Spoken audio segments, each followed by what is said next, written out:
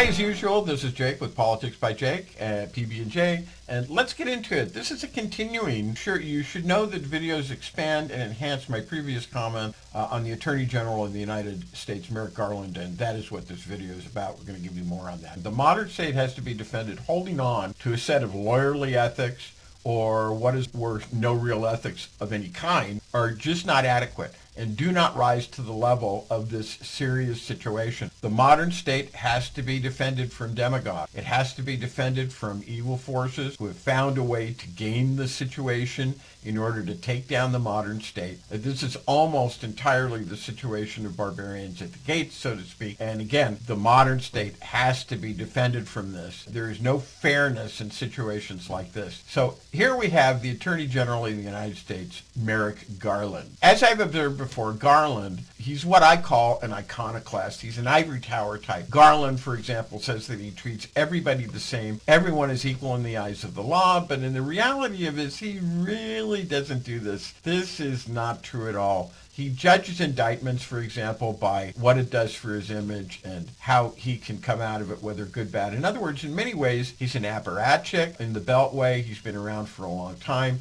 He's entirely a political creature, and I honestly believe that he thinks along these lines. For example, can I win over those Republicans who prevented me from coming on the Supreme Court? How can I get them in my corner? This is really true. Maybe he still thinks that he could actually be put on the Supreme Court. I believe that perhaps the very first thing he does is say in his mind, where is my reputation? Where is my sense of rectitude? Where is my integrity? And so forth. The vast majority of ordinary people, these concerns of his mean nothing. They don't care about him or his reputation. They care about what he does as the Attorney General, and he has to worry about the politics of it. The politics of it looks very large. It looms very large.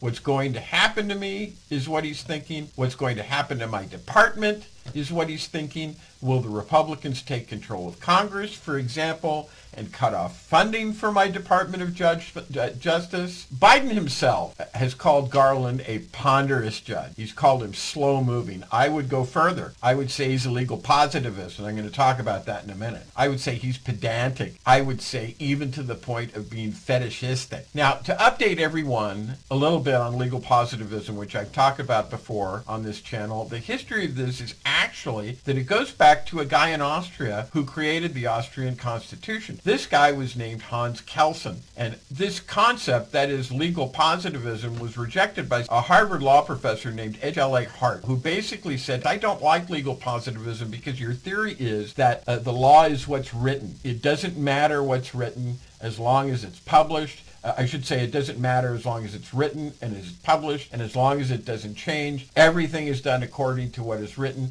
It doesn't matter whether it's raised on the reasoning of the state, which in French is raison d'etat. Put it another way, positivists believe in a separation between the law as it is and the law as it should be. Legal rights, moral rights are not related.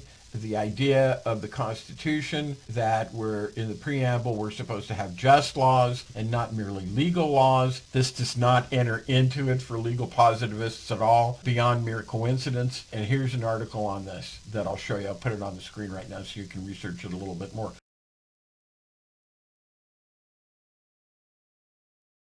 So, in other words, here is an example of what I see as the problem with legal positivism. Going back to the Civil War era and Lincoln's reasoning, are you going to go along with Roger Taney, or Taney as some people call him, of the Supreme Court Justice at the time of Lincoln, when he says you've got to maintain habeas corpus in the rail corridor from Philadelphia to Baltimore to Washington. And in this particular case, because this rail corridor was being threatened, and let the Confederate sympathizers blow up the bridges, blow up the railway, cut off Washington so the Confederates can isolate it and capture the capital of the United States. Is that what you want? Do you want habeas corpus to be maintained so this result can happen? Now that's an example of positive law, whereas Lincoln took the view, which has later been described as the idea that the Constitution is not a suicide pact and that you don't exalt one law at the expense of all the others, especially in a situation where the one law that you choose to exalt could lead to an existential existential crisis in the Republic because, as the old Romans said, salus republicae suprema lex est, which means the safety of the Republic is the highest law. But if you come down on the side of legal positivism, and you know, someone on the Supreme Court recently said we're all legal positivists now. This is awful.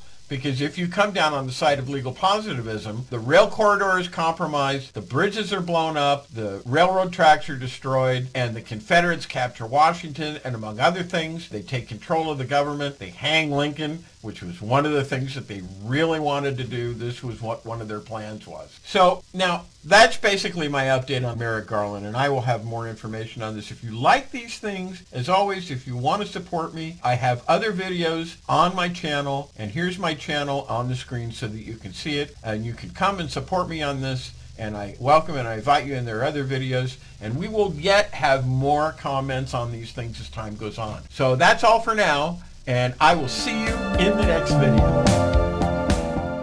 Hi everybody, it's Jake with Politics by Jake, and I wanted to thank you for watching the video and ask you that if you like what you see, you like what you're hearing on this, ask you to please subscribe and also support me. And one of the ways that you can do that is by going to the URL that I put right below here on the screen, www.jakelaw.me. Now, I'm a business advisor with 30 years experience in law, business, and real estate, and I have great products and services for people who either own a business, and that's any business, by the way, not just a real estate business, who want to start a business, and once again, that's any business, and or who want to grow wealth, which one of the very best ways to do that remains real estate, and who want their business, their property, and their wealth protected in the absolute positive best way possible, using secrets that only millionaires and billionaires know how to use. So, I hope to see you over there at www.jakelaw.me, where you can sign up for a free 15-minute consultation real soon. And thanks once again for watching my videos.